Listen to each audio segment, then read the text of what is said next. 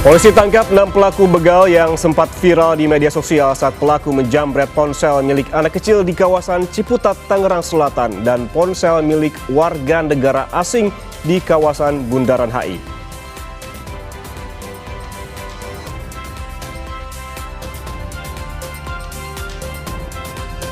Iran tengah menyiapkan militer dan alat baru jika Amerika Serikat dan Israel kembali menyerang wilayahnya. Iran bilang negaranya tengah memperkuat kemampuan tempur militer di tengah gencatan senjata. Lalu bagaimana kekuatan Iran saat tengah gencatan senjata? Dan bagaimana Amerika Serikat bisa membujuk Iran untuk berdamai? Kami akan diskusikan di Sapa Indonesia Pagi.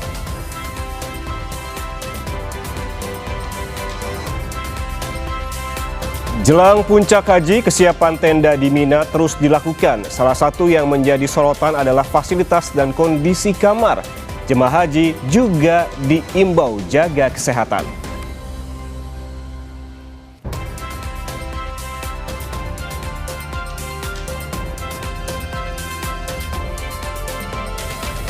Demi menjaga stabilitas rupiah, Bank Indonesia memutuskan untuk menaikkan suku bunga acuan menjadi 5,25% pada rapat Dewan Gubernur Mei 2026. Gubernur Bank Indonesia juga meyakini rupiah akan menguat pada semester 2 tahun ini atau mulai bulan Juli 2026. Kompas Bisnis akan membahasnya nanti.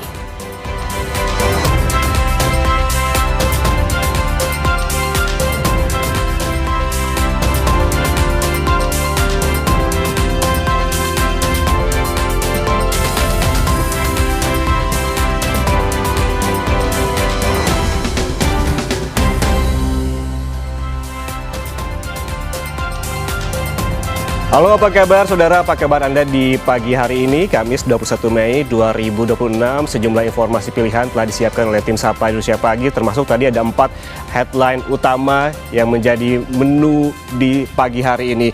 Dan juga yang memang menjadi sorotan tadi masih soal rupiah, nih Adisti, yang terpantau menguat tipis kemarin setelah Bank Indonesia mengumumkan menaikkan BI rate sebesar 50 basis poin dari 4,75% ke 5,25%. Ini artinya memang seperti dua sisi mata uang begitu, ada yang diuntungkan, ada yang dirugikan. Memang kalau kita lihat fokusnya adalah untuk menstabilkan rupiah, karena terbukti sekali setelah keputusan ini rupiah menguat tipis meskipun ada dampak lainnya di masyarakat begitu. Kalau suku bunga dinaikkan, termasuk tadi ada bunga di perbankan yang juga turut naik. Nah itu dia, kalau memang keputusan yang sudah dibuat oleh pemerintah ini memang tidak bisa menyenangkan semua pihak. Dengan adanya keputusan bahwa Bank Indonesia menaikkan suku bunga, itu artinya saudara dari 4,75 ke 5,25%. Bagi Anda yang kemudian kita tahu menjadi pejuang KPR, kemudian juga memiliki hutang dalam tanda kutip, Anda harus siap-siap untuk bisa merogoh kocek Anda lebih besar karena dipastikan bunga hutang Anda juga akan dibayarkan lebih besar. Ini adalah cara pemerintah untuk bisa menyelamatkan dalam tanda kutip bagaimana rupiah kita yang saat ini kondisinya sedang tidak baik-baik saja. Tentu ada berbagai macam pertimbangan yang dilakukan oleh pemerintah. Tadi soal suku bunga dan juga ada beberapa hal lainnya juga yang menjadi keputusan dari pemerintah. Salah satu yang kemudian menjadi sorotan adalah di harian Kompas yang terbit di hari ini, di hari Kamis 21 Mei 2026, di mana kalau kemarin kita sudah menyaksikan bersama Presiden Prabowo Subianto ini pidato di hadapan DPR dan juga MPR bahwa ekspor komoditas sumber daya alam strategis ini diharuskan melalui Danantara. Nah, Danantara Sumber Daya Indonesia atau DSI ini akan berperan sebagai trader komoditas sumber daya alam strategis. Tentu saja diharapkan bahwa bahwa dengan kehadiran DSI ini akan memicu berbagai macam pendapat. Tapi ini adalah upaya yang harus kita dukung begitu ya. Betul. Dari pemerintah untuk bisa menyelamatkan rupiah kita. Oke, termasuk juga tadi ada yang terjadi setelah pidato dari Presiden Prabowo adalah IHSG yang turun. Ini sebetulnya penyebabnya yang satu ini, karena yang memang turun yaitu emiten-emiten tambang dan juga komoditas yang kemungkinan besar tidak langsung bisa diekspor dari pengusaha ke luar negeri, tapi harus melalui BUMN. Ada kepanikan di pasar, namun mudah-mudahan ini hanya jangka pendek begitu ya. Tapi sebelum ke sana, saudara, kita ada informasi pertama. Terlebih dahulu ada tim pemburu begal Ditreskrimum Polda Metro Jaya yang menangkap 6 pelaku kejahatan jalanan yang kerap beraksi menggunakan senjata api. 2 pelaku terpaksa ditembak di bagian kaki karena melawan saat ditangkap.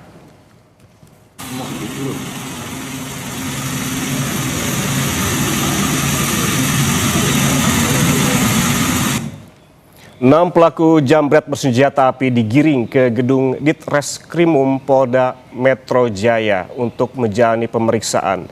Aksi pelaku viral di media sosial setelah menjambret ponsel milik anak kecil di kawasan Ciputat, Tangerang Selatan. Bermodalkan rekaman CCTV dan informasi dari masyarakat, polisi berhasil mengidentifikasi dan menangkap para pelaku. Selain itu, polisi juga menyita ponsel milik warga negara asing yang dijambret di kawasan Bundaran HI. Ponsel tersebut akan dikembalikan melalui Kementerian Luar Negeri.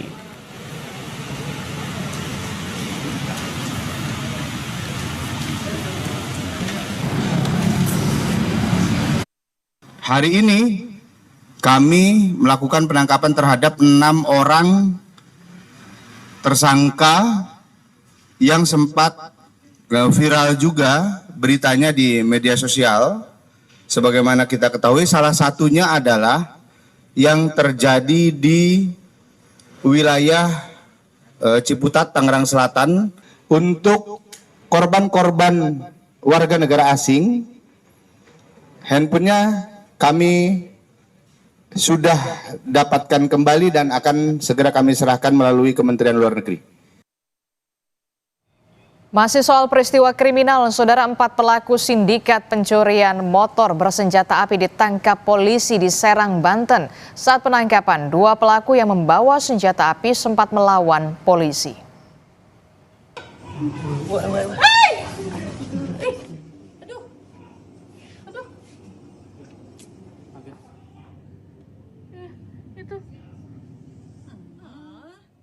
Itu kan polisi kayaknya.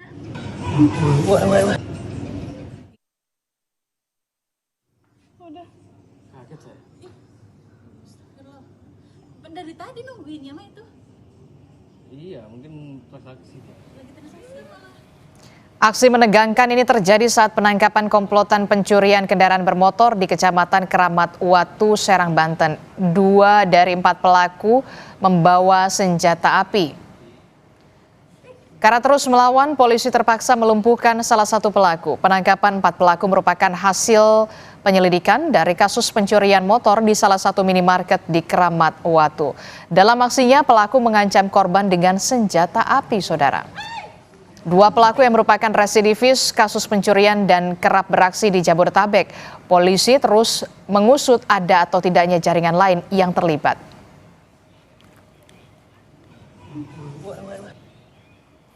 Informasi lainnya datang dari warga Ciputat Timur, Tangerang Selatan yang diresahkan dengan kabar pocong berkeliaran di lingkungan mereka.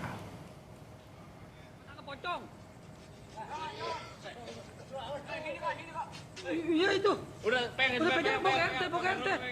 pegang. Waduh, ini dia rupanya nih, keketok pintu aja nih. Saudara, beberapa minggu terakhir warga Ciputat Timur, Tangerang Selatan takut keluar rumah pada malam hari. Ini karena beredar isu adanya pocong yang berkeliaran di lingkungan mereka. Isu ini, saudara, bermula dari unggahan seorang warganet yang mengaku melihat pocong di sekitar indekosnya di Ciputat Timur. Informasi ini pun meluas dengan cepat. Tim gabungan Polsek Ciputat Timur bersama TNI dan unsur keamanan lingkungan menggelar patroli di sejumlah titik. Setelah ditelusuri, sosok pocong yang viral diduga pengamen yang menggunakan kostum pocong.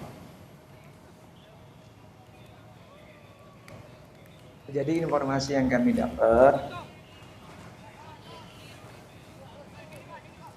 Iya itu. Udah pegang pegang. Waduh ini dia rupanya nih ketok pintu aja nih. Informasi selanjutnya datang dari mancanegara, Saudara. Iran kembali memamerkan kemampuan militernya dalam sebuah parade di jalanan kota Islamabad. Sejumlah drone penyerang tak berawak dipamerkan dalam aksi ini.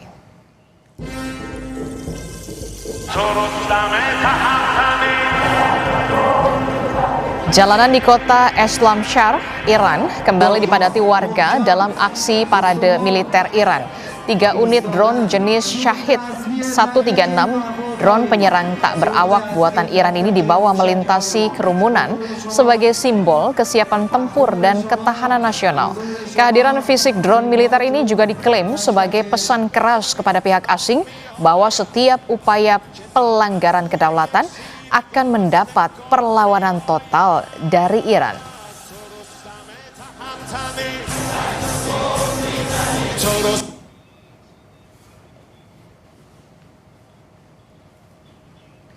Meski Trump menunda serangan ke Iran, Komando Pusat Amerika Serikat CENTCOM terus menjalankan blokade maritim terhadap Iran.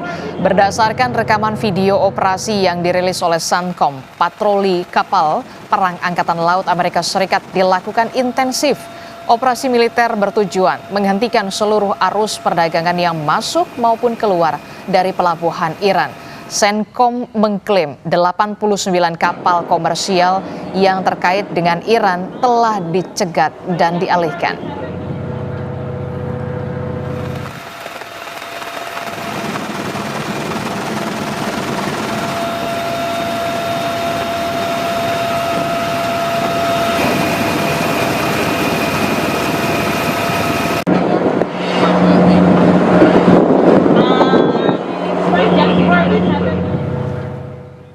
Saudara, Presiden Rusia Vladimir Putin melakukan kunjungan ke Tiongkok bertemu Presiden Xi Jinping. Pertemuan ini membahas sejumlah kerjasama antara kedua negara tersebut.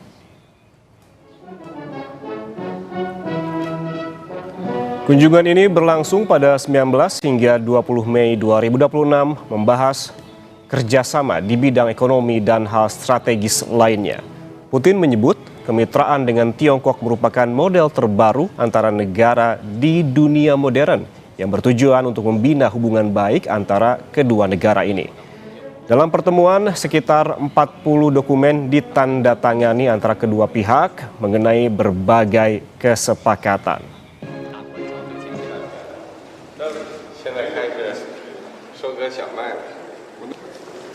Сейчас вот в более широком поговорим.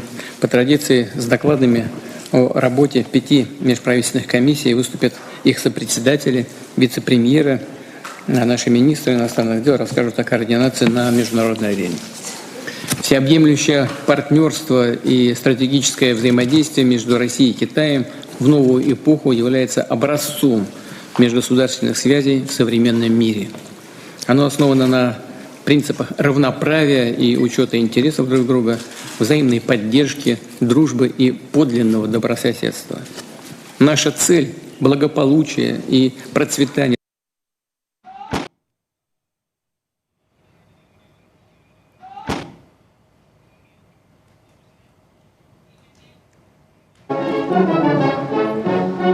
Kurang dari sepekan usai kunjungan Presiden Amerika Serikat Donald Trump, Presiden Tiongkok Xi Jinping menjamu Presiden Rusia Vladimir Putin. Perwakilan Kremlin mengatakan Putin dan Xi Jinping membahas kerjasama ekonomi dan isu internasional dan regional. Kunjungan ini juga bertepatan dengan peringatan ke-25 perjanjian persahabatan Tiongkok-Rusia yang ditandatangani pada 2001. Tiongkok merupakan mitra dagang utama Rusia, terutama setelah invasi skala penuh Moskwa ke Ukraina pada tahun 2022.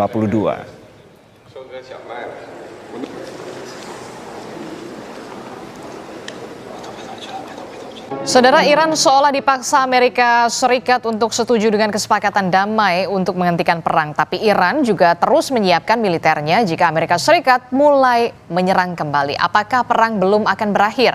Lantas apa solusi terkait dengan pembukaan Selat Hormuz? Juga belum ada. Kami akan diskusikan bersama dengan dua narasumber kami melalui sambungan daring. Pertama ada praktisi pertahanan Lembaga Kajian Pertahanan Kedaulatan NKRI, ada Bung Adrianus Prima, dan juga pakar hubungan internasional dari Binus University, ada Mbak Tia Mariatul Kiptia. Selamat pagi Bung Prima dan juga Mbak Tia. Selamat pagi Mbak Listi. Ya, saya ke Bung Prima dulu. Bung Prima, ini kan kalau kita lihat ada informasi terbaru dari Trump yang bilang negosiasi Iran ini berada di ambang batas. Apakah Anda memiliki kepercayaan penuh terkait dengan pernyataan Trump kalau memang Amerika Serikat akan kembali memulai serangan? Ya, memang kita sudah memasuki hari ke-82 ya, dan kita juga belum melihat ada simpul negosiasi, meskipun tadi kemarin ya itu Presiden Trump melakukan telepon dengan Perdana Menteri Israel. Kemudian di telepon itu, setelah telepon dia melakukan konferensi pers menyatakan bahwa perundingannya sebentar lagi akan disepakati dengan secara umum akan dilanjutkan dengan negosiasi untuk poin-poin tertentu seperti masalah pengayaan nuklir Iran ya, itu akan dibahas secara terpisah. Nah, cuman memang kita masih menunggu langkah konkret ya, apalagi kita ketahui bersama bahwa Amerika masih secara aktif melakukan blokade di Selat Hormuz. Jadi kan sekarang ini kan malah Amerika yang lebih aktif. Sedangkan di sisi lain Iran sendiri sudah akan menerapkan rezim ini ya, otoritas pengaturan Selat Hormuz ya, PGSA itu. Jadi mereka sudah seperti menyiapkan jalan untuk bagi kapal-kapal dapat melalui Selat Hormuz. Meskipun ada banyak yang bilang ini tidak sesuai dengan UNCLOS. Tapi saat ini kita ketahui bersama malah yang lebih ketat dalam menutup Selat Hormuz ini adalah Amerika. Jadi memang kita masih menunggu sinyal-sinyal yang lebih konkret ya. Apalagi Presiden Iran juga menyatakan bahwa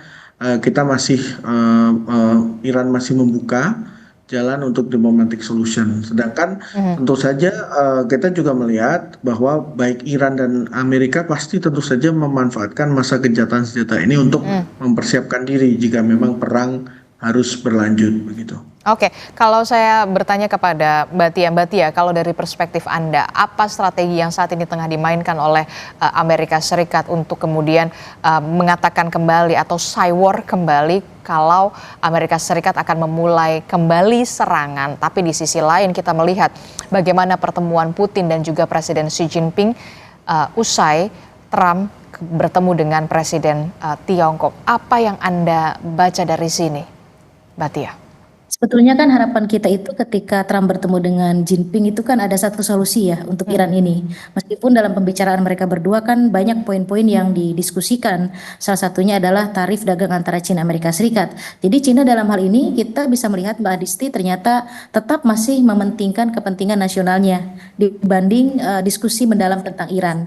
Jadi Iran itu satu poin saja. Ini terbukti ketika selesai pembicaraan atau pertemuan kedua belah pihak, Trump pulang, mukanya itu asem ya Mbak Adisti.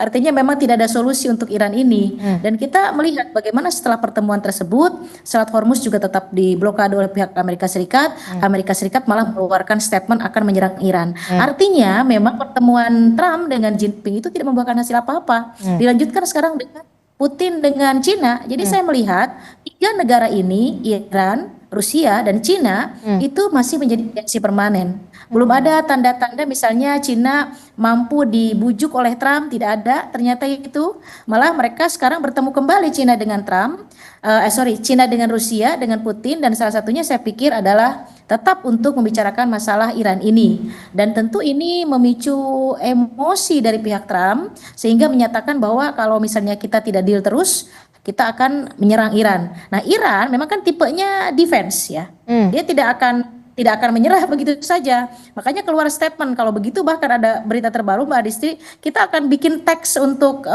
pipeline internet Google begitu ya, atau milik perusahaan Amerika Serikat di bawah Selat Hormuz. Wah ini ngeri nih, makin panjang nih urusan begitu kan. Jadi terus Iran akan melakukan defense, akan melakukan beberapa policy yang kira-kira kalau Amerika tekan, dia tekan balik. Kalau Amerika akan menyerang, dia akan mengeluarkan statement bahwa kita sudah mempersiapkan beberapa alat tempur yang memang itu terbaru dan canggih dan belum bisa dideteksi oleh pihak Amerika Serikat.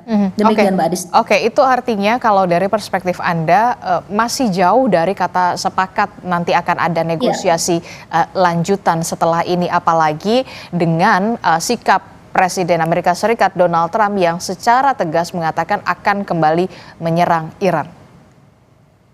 Iya, harapannya kan tadinya Jinping ya. Jinping itu harapannya akan memberikan solusi. Tapi ternyata dia tidak bisa ditekan Amerika Serikat. Jadi dua-duanya keras kepala nih. Jadi artinya mentah lagi nih. Saya memperkirakan tadinya setelah kembali bertemu Jinping itu Trump itu akan kembali melakukan round 3 begitu ya, dan Iran juga bersedia. Saya pikir Iran sangat bersedia karena mereka juga posisinya secara ekonomi sudah tidak bagus juga Mbak Adisti. Jadi memang harus kembali ke perundingan. Hanya saja kan belum ada titik temu nih di proposal Iran yang dikirimkan oleh Trump dan yang dikirimkan oleh Iran ke Trump, dan Trump juga belum bisa menceklis atau mengapprove keinginan Iran, terutama masalah Hormuz dan masalah uranium. Itu berat ya buat kedua negara ini begitu. Jadi titik temunya belum dapat begitu, sehingga untuk kembali ke round 3 agak berat ini. Oke, ada beberapa poin yang memang masih belum menemukan titik temu soal nuklir ataupun uranium dan juga Hormuz. Inilah poin yang kemudian sampai saat ini rasa-rasanya kok ya masih deadlock begitu ya. Tapi kita melihat begitu ya, Bung Adrianus dan juga Mbak Tia, Iran ini disebut tengah mempelajari proposal baru dari Amerika Serikat.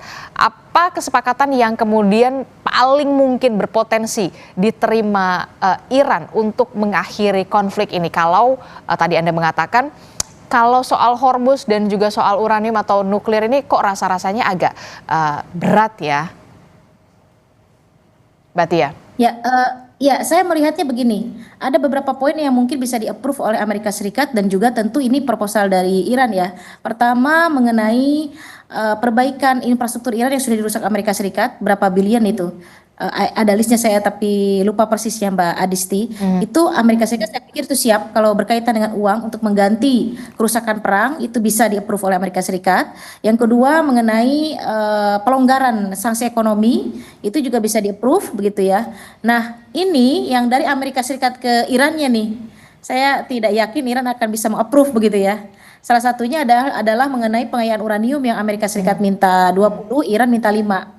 Itu agak jauh ya Mbak Adisti untuk bisa ketemunya begitu ya. Kecuali kalau Iran naik sedikit, Amerika juga turun begitu. Mungkin bisa bertemu kedua poin ini. Kemudian yang kedua adalah mengenai front Iran itu juga kan diminta Amerika Serikat untuk Iran membebaskan diri dari front-front yang ada di Timur Tengah, terutama yang berkaitan dengan membahayakan sovereignty-nya Israel. Apakah Iran akan meng-approve itu? Nah itu juga agak berat Mbak Adisti. Kemudian yang ketiga masalah Hormuz, kan Iran pasti ingin kembali bahwa itu merupakan bagian dari teritori Iran.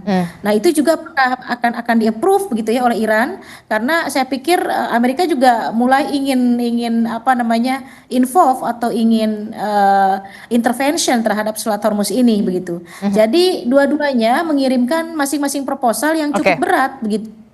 Oke, masih cukup berat begitu ya untuk proposal terutama untuk beberapa poin tertentu begitu ya. Nah, kalau Bung Adrianus bisa berspektif begitu ya, bagaimana nanti sistem atau mekanisme, apakah ada pemindahan wilayah perang battle di sana dari Hormuz atau kemudian ada pergeseran wilayah perang di sana? Tapi jangan dijawab dulu Bung Adrianus, temukan jawabannya, tetaplah bersama kami dalam Sapa Indonesia Pagi.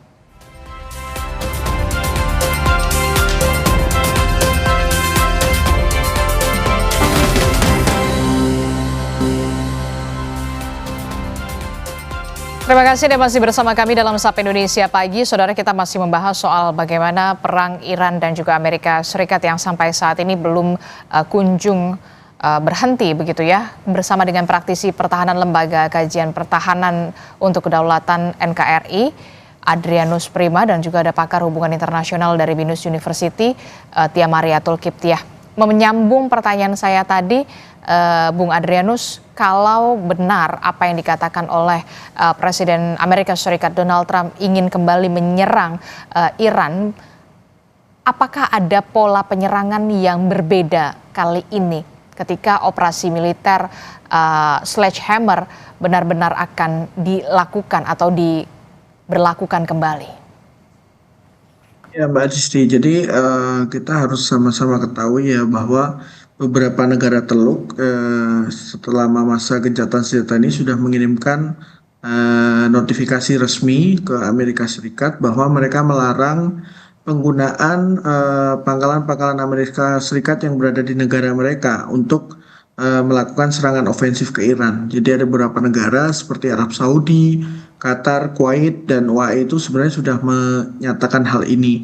Nah, ini tentu saja akan menjadi hal yang cukup menantang dari sisi Trump, dan kita harus ingat bahwa Trump juga sempat agak marah dengan yang terjadi ini karena ini mengganggu lah Project Freedom yang dia luncurkan.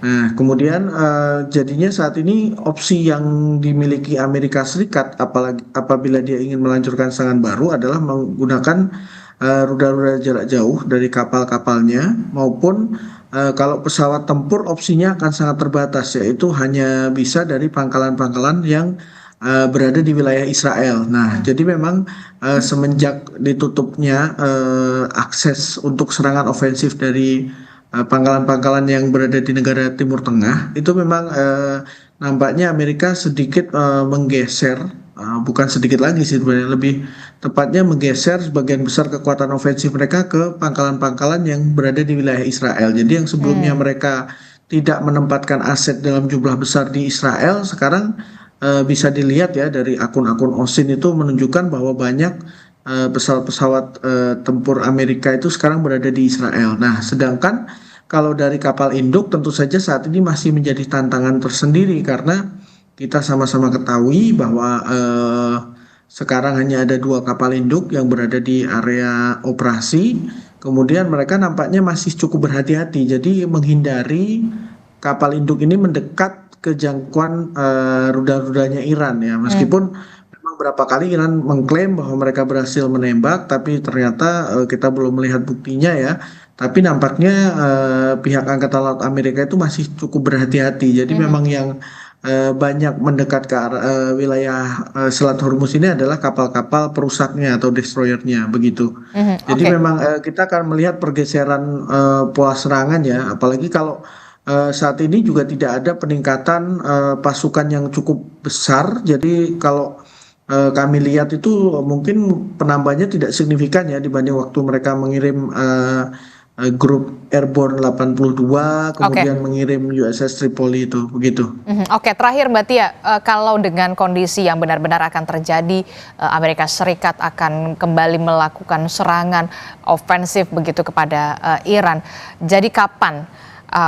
Kita tidak berharap itu terjadi, tapi setidaknya dari perspektif Anda, puncaknya stabilitas dunia ini bisa terganggu jika memang ini akan terus berlangsung lama, termasuk juga Selat Hormuz yang tidak kunjung dibuka kembali. Apa yang nanti akan dilakukan oleh dunia dalam hal ini, termasuk juga bagaimana peranan dari Tiongkok serta Rusia?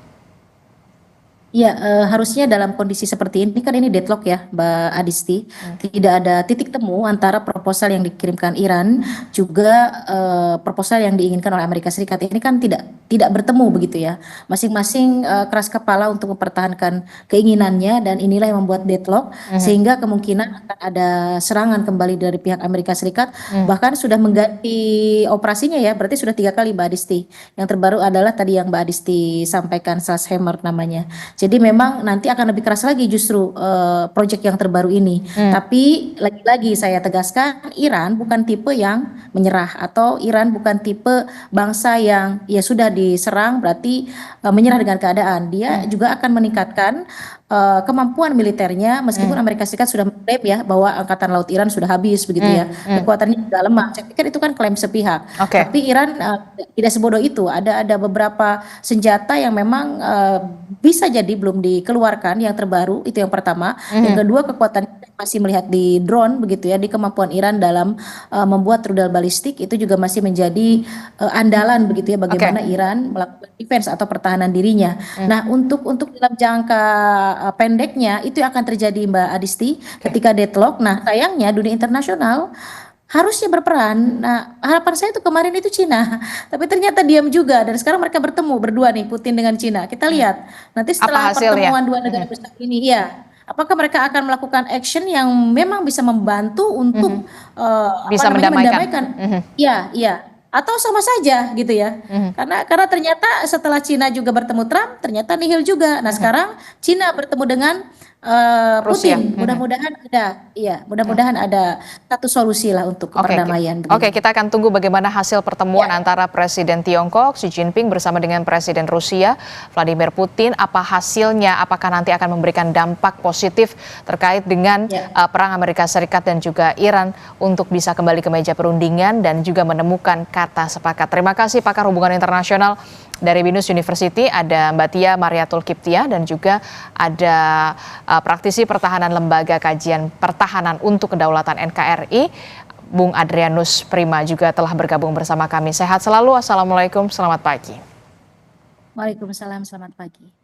Saudara, demi menjaga stabilitas rupiah, Bank Indonesia memutuskan untuk menaikkan suku bunga acuan menjadi 5,25% pada rapat Dewan Gubernur Mei 2026. Gubernur BI juga meyakini rupiah akan menguat semester 2 tahun ini atau mulai bulan Juli 2026.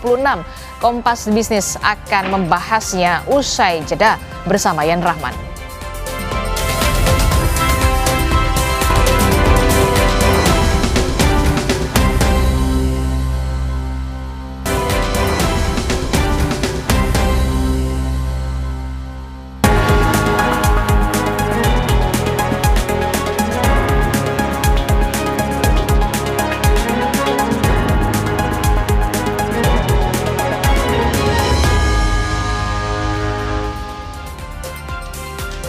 Saudara, Bank Indonesia memutuskan menaikkan suku bunga acuan menjadi 5,25% pada rapat Dewan Gubernur Mei 2026. Langkah ini dilakukan untuk menjaga stabilitas rupiah sekaligus mempertahankan ketahanan ekonomi domestik di tengah tekanan global.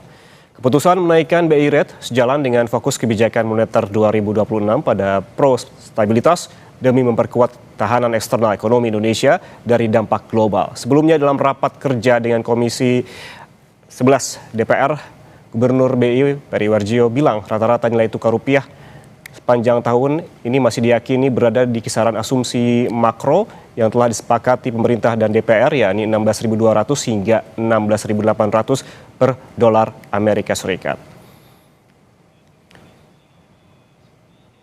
Saudara, Bank Indonesia memutuskan menaikkan suku bunga acuan menjadi 5,25% pada rapat Dewan Gubernur Mei 2026. Seberapa besar langkah ini akan mempengaruhi stabilitas rupiah? Kita langsung bahas bersama Kepala Ekonom Bank Permata Joshua Pardede. Mas Joshua, selamat pagi.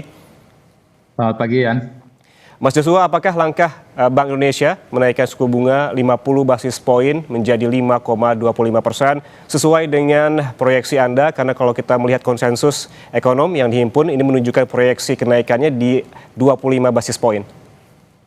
Iya, satu kata kunci yang penting adalah kredibilitas. Yang saya ingin katakan di sini adalah kebijakan Bank Indonesia, di sini adalah dengan memperketat kebijakan moneter.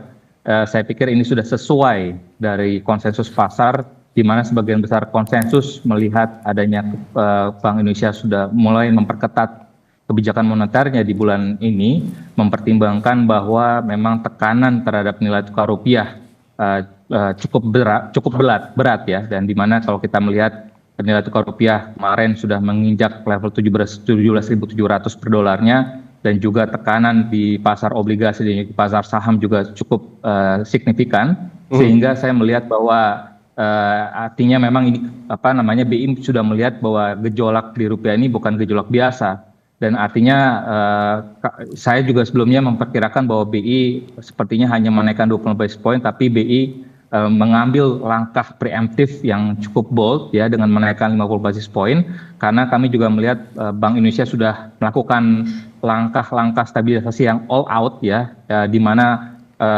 DPR dan juga pemerintah mengatakan BI tidak melakukan apa-apa, di mana kita sudah melihat secara jelas cadangan devisa dari 4 bulan pertama tahun ini saja sudah turun 10,3 bilion lebih gitu ya. Artinya memang langkah-langkah yang dilakukan oleh Bank Indonesia sudah sangat sudah all out gitu ya, dan saya sangat apresiasi kebijakan untuk memperketat moneter ini, dan ini harapannya dengan kebijakan ini bisa menstabilkan ya, dan juga memberikan kelegaan di pasar keuangan, dan juga harapannya ini tidak direspon bahwa ini tidak mendukung pertumbuhan ekonomi, justru malah kestabilan di pasar keuangan di nilai tukar rupiah ujungnya adalah untuk mendukung pertumbuhan juga. Oke, berarti kalau kita melihat ada pendapat soal sepertinya ada versus begitu ya, stabilitas dan juga pertumbuhan, dengan langkah BI ini tentu tidak mengenyampingkan pertumbuhan, seperti itu Mas Joshua? Ya, jangan pernah kita mendikotomikan stabilitas dan pertumbuhan. Justru Bank Indonesia mendorong stabilitas ini dalam rangka untuk juga mengejar pertumbuhan pada akhirnya. Karena tanpa adanya stabilitas tentunya kepercayaan dari sisi investasi pun juga tidak akan berjalan. Karena ingat, pertumbuhan ekonomi kita, salah satu engine dari pertumbuhan ekonomi kita adalah investasi. Tanpa adanya booster investasi dalam mesin pertumbuhan ekonomi kita, kalau kita hanya mengandalkan pertumbuhan ekonomi saja, jangankan 5,4% gitu ya, artinya 5,7% seperti yang kemarin disampaikan oleh Presiden, ya 5,7% itu pun juga akan sangat sulit kalau kita hanya mengandalkan government expenditure dan juga konsumsi saja, ya. Jadi kita perlu juga mendukung confidence dari sisi investor gitu ya, dan investor itu pun juga perlu yang namanya stabilitas gitu ya, artinya stabilitas dan juga pertumbuhan ini harus berjalan secara beriringan gitu ya, dan kita tidak bisa mengambil salah satunya saja ataupun kita memprioritaskan salah satunya saja gitu ya, dan terbukti bahwa kalau kita melihat dalam 2 bulan terakhir dan khususnya setelah rilis data pertumbuhan ekonomi kuartal 1 yang dimana kita yang dirilis oleh BPS 5,61% gitu ya, tapi nyata setelah rilis data pertumbuhan ekonomi kuartal 1 kondisi di pasar keuangan kita justru malah terus melemah. Jadi artinya investor pun juga tidak melulu melihat kondisi pertumbuhan ekonomi, tapi juga melihat forward looking ke depannya, bagaimana persepsi dari investor itu juga melihat dari sisi kondisi stabilitas, kredibilitas kebijakan dari semua otoritas, dan juga bagaimana respon kebijakan merespon apa yang dilihat di lapangan gitu. Oke, Mas Joshua, sebelumnya Gubernur BI sempat bilang bahwa optimis rupiah akan menguat dalam kurun waktu ataupun di semester 2 tahun ini. Artinya ini masih ataupun sudah tinggal beberapa bulan lagi. Apakah optimisme BI bisa memperkuat rupiah dalam kurun waktu beberapa bulan saja? Menurut Anda masuk akal kalau kita melihat kondisi sekarang dan juga geopolitik juga yang masih terus memanas? Dalam kondisi normal, saya sepakat bahwa kuartal kedua adalah merupakan siklus permintaan falas domestik yang cenderung meningkat karena ada dividen payment, repatriasi, dan juga musim haji. Namun karena ada siklus yang non normal ya, tidak normal karena ada geopolitik ya, yang dimana memang hari ini tadi malam memang sentimennya membaik lagi, tapi kita tidak tahu besok malam ataupun nanti malam lagi kondisinya apakah bisa berubah lagi atau tidak, karena sentimen geopolitik di Timur Tengah ini bisa berubah kapan saja gitu ya. Jadi kita tidak bisa memastikan apakah kondisinya akan terus membaik di Timur Tengah atau tidak. Tentunya yang bisa kita pastikan, yang bisa kita harapkan adalah kita terus memitigasi segala macam skenario yang ada ya. Artinya kita tidak bisa seperti yang diperkirakan juga pada saat pemerintah memperkirakan sebelumnya COVID ini hanya berjalan 2 bulan 3 bulan saja gitu ya. Kita harus menggunakan skenario yang terburuk gitu ya, sehingga oleh sebab itu kami melihat bahwa kondisi yang respon kebijakan yang sudah diambil oleh Bank Indonesia saat ini memang tidak cukup ya. Diperlukan juga koordinasi kebijakan dari sisi fiskal ya. Kembali lagi, kebijakan ataupun seperti yang disampaikan oleh di DPR Komisi 11 gitu ya, yang sepertinya menyudutkan Bank Indonesia gitu ya, yang mestinya ini kita harus gali lebih dalam lagi gitu ya, penyebabnya apa sih sebenarnya ya, karena kalau kita lihat sebenarnya kan dari sisi penyebabnya kan kita lihat koreksi di pasar saham, koreksi di pasar obligasi, kita dalami lebih dalam lagi. Kenapa? Asesmen dari MSCI, asesmen dari credit rating agencies Apa itu penyebabnya? Kan berarti kan ada permasalahan dari sisi reformasi di pasar modal, dari sisi kebijakan fiskal kita.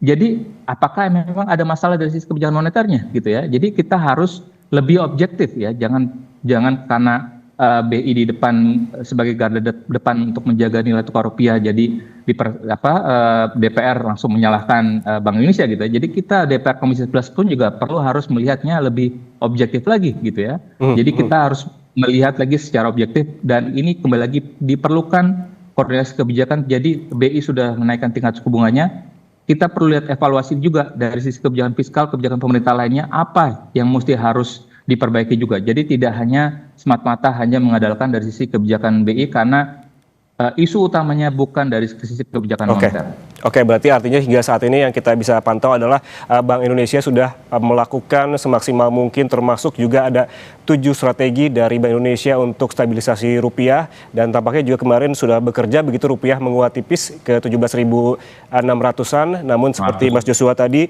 bahwa koordinasi secara sisi fiskal juga memang diperlukan dalam hal ini sehingga rupiah bisa kembali menguat. Terima kasih Kepala Ekonom Bank Permata Joshua Pardede atas waktunya bersama kami di Kompas Bisnis. Mas Joshua, sehat selalu. Terima kasih. Saudara, jangan kemana-mana karena Sapa Indonesia Pagi masih akan kembali untuk Anda dengan informasi jelang puncak haji. Kesiapan tenda di Mina terus dilakukan. Salah satu yang menjadi sorotan adalah fasilitas dan juga kondisi kamar. Jemaah haji juga diimbau untuk menjaga kesehatan.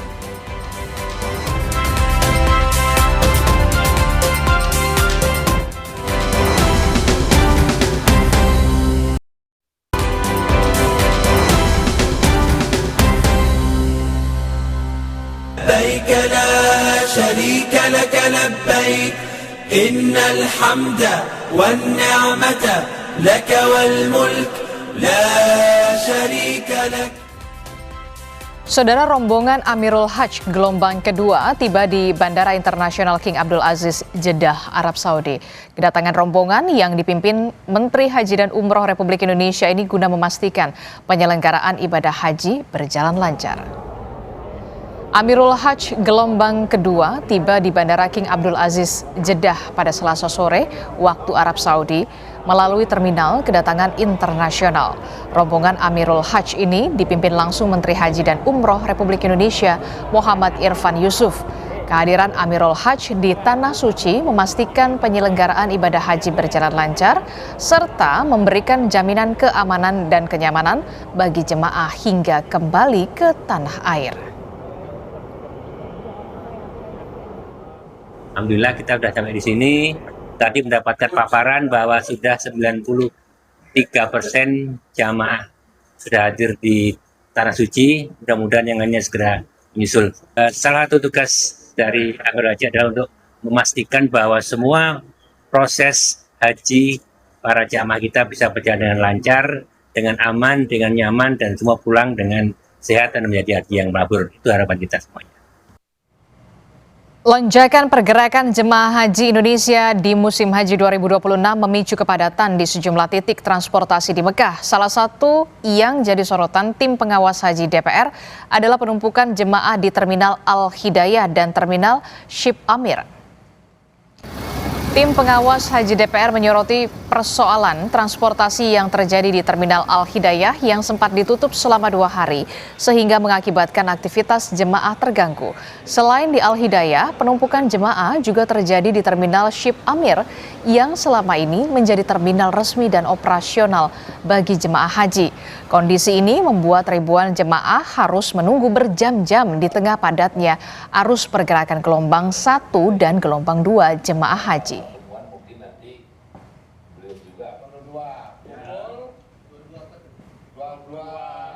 Terminal Jabal Ka'bah itu adalah terminal bayangan. 2 hari kemarin itu posisinya sudah ditutup. Sementara Kementerian Haji mereka selalu berkoordinasi, ya, yang Al-Hidayah. Yang di Hidayah itu? Ya, yang Al-Hidayah. Sementara Kementerian Haji setiap kali ingin mengaktifkan terminal Al-Hidayah, mereka harus berkoordinasi dengan pihak pemerintah Saudi dan jamaah itu sudah menumpuk di Terminal Al Hidayah, baru siang harinya terminal itu operasional. Yang mengakibatkan banyak sekali jamaah yang mereka tertunda-tunda, terlunta-lunta, dan ada 21.000 jamaah yang harus menggunakan terminal tersebut. Sebagian jemaah haji Indonesia yang menempati penginapan Al Hidayah mengeluhkan beberapa fasilitas yang dinilai mengganggu kenyamanan. Merespon kondisi ini, tim pengawas haji DPR RI memastikan segera mengevaluasi agar kondisi tersebut tidak lagi terjadi. Dan berikut laporan jurnalis Kompas TV Sadudin Mukhlis bersama dengan tim Was Haji DPR RI dari Mekah, Arab Saudi. Menanggapi banyaknya keluhan dari jamaah haji Indonesia yang tinggal di pemondokan Al Hidayah, tim pengawas haji DPR RI melakukan inspeksi mendadak langsung ke lokasi tersebut. Menjaga kondisi fisik dan kekhusyuan ibadah menjadi prioritas utama bagi jamaah haji Indonesia di Mekah. Namun, kenyamanan tersebut sempat sedikit terganggu bagi sebagian para jamaah yang menempati pemondokan Al Hidayah. Saat tim pengawas haji DPR melakukan inspeksi mendadak ke pemondokan Al Hidayah di Mekah, mereka langsung disambut rentetan keluhan dari para jamaah terkait kondisi kamar dan fasilitas pemondokan tersebut. Dari mana Pak asalnya? Ada perahu bocor. Oh, jadi meskipun nggak dipakai, air basah aja ngerembes terus. Sini Bu tuh. Nah ini nih nggak dipakai, dikunci ya Bu dari semalam. Ini ya hasilnya begini, tapi udah selama nggak dipakai nih semalam nggak begitu basah. Kenyamanan akomodasi memang memegang peranan penting dalam mendukung kelancaran ibadah jemaah. Menanggapi harapan para jamaah di pemondokan Al Hidayah, tim Was DPR RI akan melakukan evaluasi agar tidak terjadi lagi kasus serupa pada penyelenggaraan ibadah haji tahun depan. Kita juga tim Was langsung menerima pengaduan daripada para jemaah mengecek di Buruz Hidayah ini, karena Buruz Hidayah ini sejak awal kita menjadi catatan.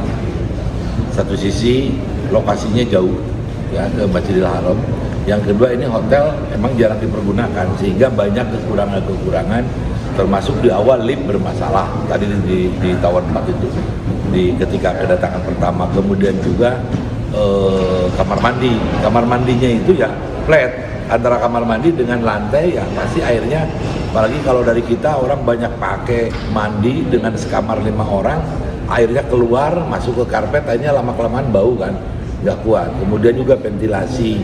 Nah ini menjadi catatan tadi dari tim Was itu banyak sekali. Dari Makkah, Sadudin Mukhlis, Kompas TV, Arab Saudi. Tim pengawas haji DPR RI menemukan dugaan pungli layanan kursi roda saat melakukan pengawasan di kawasan Masjidil Haram. Dugaan pungli diduga dilakukan oleh oknum tenaga musiman. Anggota Tim Was Haji DPR RI, Seli Andrianti Gantina, menyebut temuan ini menjadi bahan evaluasi penting terkait kinerja tenaga musiman yang direkrut Kementerian Haji yang jumlahnya mencapai 1.100 orang. Tenaga musiman tersebut terdiri dari mukimin dan mahasiswa yang bertugas membantu pelayanan jemaah selama musim haji. Temuan ini akan dibahas dalam rapat bersama Amirul Hajj dan Kementerian Haji 24 Mei 2026 mendatang agar pengawasan dan pelayanan jemaah haji Indonesia lebih baik dan juga transparan. Hari ini kita melakukan pengawasan di sekitar tempat Syai, bertemu dengan PPIH Masjidil Haram. Mereka berhasil menemukan beberapa temuan adanya oknum dari para tenaga petugas juga tepung yang ternyata mereka melakukan pengambilan pungutan kursi roda, dan tentu ini menjadi bahan evaluasi kami dari DPR RI. لبيك لا شريك لك لبيك إن الحمد والنعمة لك والملك لا شريك لك. Sapa Indonesia Pagi masih akan kembali dengan informasi penting lainnya. Jadi tetaplah bersama kami.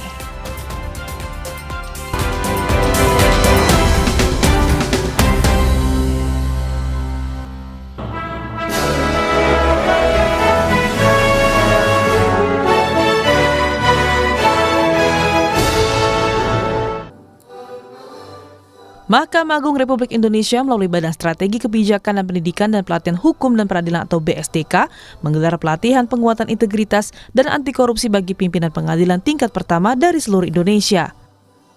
Pelatihan yang berlangsung pada 18 hingga 22 Mei di Pusdiklat BSDK Mahkamah Agung Bogor, Jawa Barat ini merupakan tindak lanjut kerjasama antara Mahkamah Agung dan Komisi Pemberantasan Korupsi atau KPK dalam memperkuat upaya pencegahan korupsi di lingkungan peradilan yang ditandatangani pada April lalu.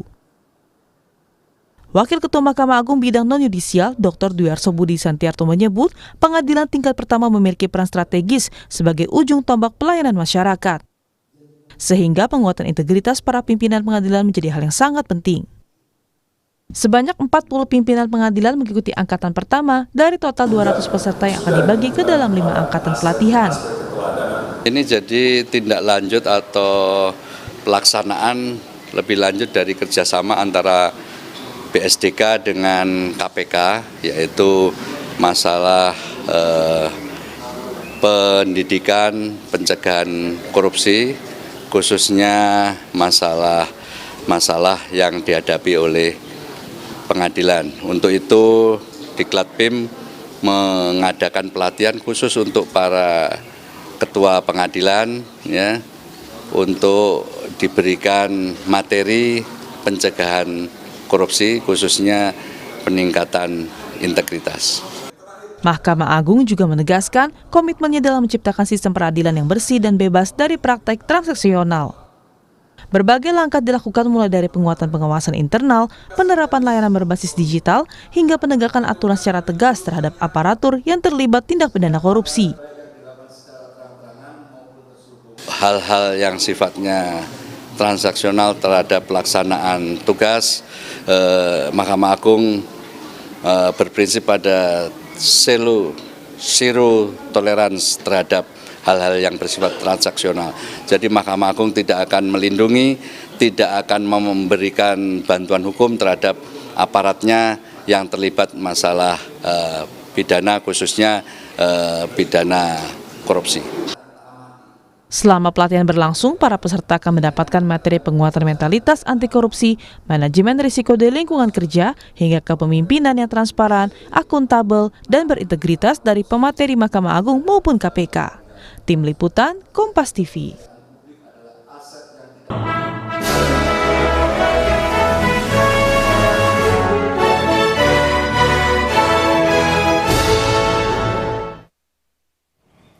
Saudara, harga daging sapi di Pasar Kosambi masih tinggi. Pedagang mengeluhkan kenaikan harga dari pemotong yang berdampak pada menurunnya jumlah penjualan. Pedagang berharap pemerintah segera mengendalikan harga daging. Harga daging sapi di Pasar Kosambi, Bandung, Jawa Barat ini masih terpantau tinggi, saudara. Pedagang mengeluhkan tingginya harga daging dari pemotong yang berimbas berkurangnya jumlah penjualan. Harga daging sapi naik secara bertahap sejak 1 bulan ke belakang, di mana meski harga dari pemotong naik, harga daging sapi saat ini masih dibanderol di antara Rp155 hingga Rp160.000 per kilogram. Pedagang tak menaikkan harga lantaran khawatir kehilangan pembeli. Pedagang berharap pemerintah bisa mengendalikan harga. Untuk mengetahui informasi terkini, kita terhubung dengan jurnalis Kompas TV Fida Alatas dan juru kamera Baim di Bandung, Jawa Barat. Fida, selamat pagi. Bagaimana kondisi terkini harga daging di Pasar Kosambi? Apakah sudah berangsur normal atau seperti diberitakan sebelumnya bahwa hingga saat ini masih tinggi? Bahkan di malam hari tadi, Ian dan juga saudara, informasi yang kami dapatkan dari pedagang daging sapi di Pasar Kosambi, kenaikan harga masih terus terjadi. Di malam hari tadi, para pedagang ini juga menginformasikan adanya kenaikan harga sapi sebesar Rp4 hingga Rp5.000 per kilogram dari tingkat pemotong. Meski begitu, Ian, tetap para pedagang daging sapi di Pasar Kosambi Kota Bandung ini tidak menaikkan harga jual mereka karena khawatir kehilangan pembeli. Lantaran informasi dari pedagang daging sapi yang berdagang di Pasar Kosambi Kota Bandung, daya beli dari masyarakat untuk membeli daging sapi ini juga mengalami penurunan. Tapi untuk lebih lengkapnya, Yan dan juga saudara, terkait apa kemudian penyebab dari kenaikan harga daging sapi dan bagaimana pedagang menyiasatinya untuk bisa terus berdagang gitu ya. Kami sudah bersama dengan salah satu pedagang daging sapi di Pasar Kosambi. Ada Ibu Diah di sini, dan Ibu Diah ini tidak hanya pedagang tapi juga sekaligus pemotong begitu ya Bu ya. Ibu, informasinya malam hari tadi harga daging sapi ini bahkan masih naik ya Bu? 2.000. Iya, jadi otomatis dari jagalnya 2.000. Iya. Jadi otomatis kita ke konsumen lagi 4.000. Karena dari jagal itu ke pemotong juga dinaikkan harganya 2.000 jadi 4.000. Berarti Bu, kalau Ibu ini kan di antara jongko-jongko yang lain, Ibu itu paling murah harga daging sapinya karena sekaligus pemotong, betul ya? Kalau biasanya itu sebelum kenaikan yang signifikan ini, Ibu jual harga daging sapi per kilonya berapa dan sekarang berapa? Kalau jual buat penjual lagi, kita dulu kemarin masih bisa jual 132, 130. Sekarang kan ke penjual lagi kita hampir 138, 137. Itu ke penjual lagi ya berarti? Penjual lagi, jadi kalau umpamanya mereka buat dikecer 150, cukup iya. Bu, kalau untuk penyebab dari kenaikan harga sapi, informasinya apa sih Bu? Kalau bagi pemotong ya kayak Ibu, mungkin dari garapan ya, dari cara potongnya gitu maksudnya. Kalau ya garapan sih sebenarnya iya. Dulu gimana, sekarang gimana? Kan karkas. Dulu karkas tuh dibersihin lah sedikit di jagalnya, terus pokoknya ada dari dipotong, terus dikeluarin kulit, keluarin jeroan, dibersihin dikit baru ditimbang. Iya, kalau sekarang ditimbang sama gajinya gitu. Otomatis harganya juga jadi berbeda ya. Nah, ya kalau umpamanya di jagalnya nggak apa-apa lah Ibu mah naik, tapi jangan dirubah itu cara itunya dari karkas ke kasbot, janganlah repot ke pemotong. Respon dari pembeli gimana dong Bu? Ada pengurangan ini nggak Bu jumlah jual? Biasanya Ibu sehari bisa berapa, sekarang berapa? Asalnya bisa 2, terus menurun jadi 1. Kadang-kadang sekarang kalau lihat kondisi sapinya jelek, banyak gaji, banyak lemak, mendingan kita motong sebelah. Oh, kalau dari pemotong biasanya dalam satu hari bisa 2 ekor sapi, tapi sekarang bahkan kalau kondisinya kurang bisa setengah aja. Mendingan sebelah, kita cari aman. Soalnya kan kita untuk sekarang gaji dihitung daging, sedangkan kita jual ya itu dihitung gaji. Jadi mending kita cari aman, mending sebelah, sebagiannya ya kita mending beli dari orang lain gitu. Bu, kenaikan harga daging sapi itu biasanya kalau dari tren tahun-tahun sebelumnya itu seperti apa sih Bu? Memang selalu ada kenaikan kah? Ini kan kenaikannya setelah Lebaran Idul Fitri sampai sekarang menjelang Lebaran Idul Adha. Biasanya apakah sesignifikan ini Bu kenaikannya? Suka naik, cuma kayak sekarang dulu paling 6.000, 4.000.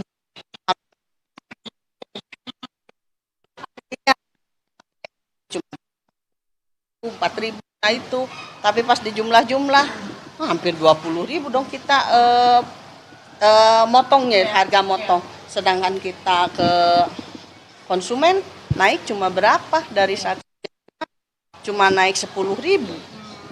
Siap, kalau begitu terima kasih banyak ya Bu ya. Harapannya tentunya pemerintah ini bisa segera mengatasi kondisi ini karena memberatkan pedagang tadi Ibu bilang begitu. Siap, terima kasih banyak Bu Dia atas waktunya. Itu tadi saudara bagaimana ada beberapa faktor, salah satunya adalah cara atau sistem dari pembelian dari tingkat penjagal ke pemotong daging sapi yang kalau sebelumnya ini daging sapi dibeli dalam kondisi lebih bersih, artinya lebih bersih dari gaji dan juga lemak. Tapi saat ini penjagal ini menjual ke tingkat pemotong dengan kondisi yang lebih kotor begitu, sehingga harga dari penjagal ke pemotong dan juga ke pedagang sapi ini jadi lebih tinggi. Dan kalau saat ini Yan dan juga saudara, informasinya di Pasar Kosambi Kota Bandung ini sudah ada 2 jongko penjual daging sapi yang hingga sejak Lebaran Idul Fitri hingga saat ini memilih untuk tidak berjualan. Ian.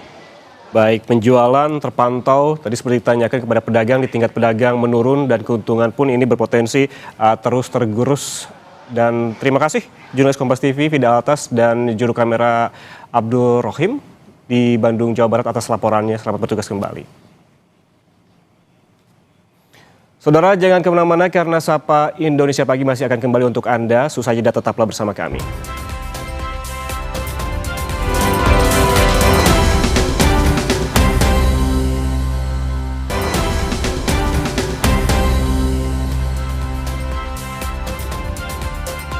Saudara, tim pemburu begal di Treskrimum Polda Metro Jaya menangkap ada 6 pelaku kejahatan jalanan yang kerap beraksi menggunakan senjata api. 2 pelaku terpaksa ditembak di bagian kaki karena melawan saat ditangkap.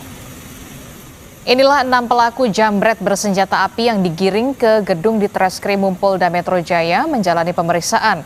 Aksi pelaku ini viral di media sosial setelah menjambret ponsel milik anak kecil di kawasan Ciputat, Tangerang Selatan. Bermodalkan rekaman CCTV dan informasi dari masyarakat, polisi berhasil mengidentifikasi dan menangkap para pelaku. Polisi juga menyita ponsel milik warga negara asing yang dijambret di kawasan Bundaran Hotel Indonesia. Ponsel tersebut akan dikembalikan melalui Kementerian Luar Negeri.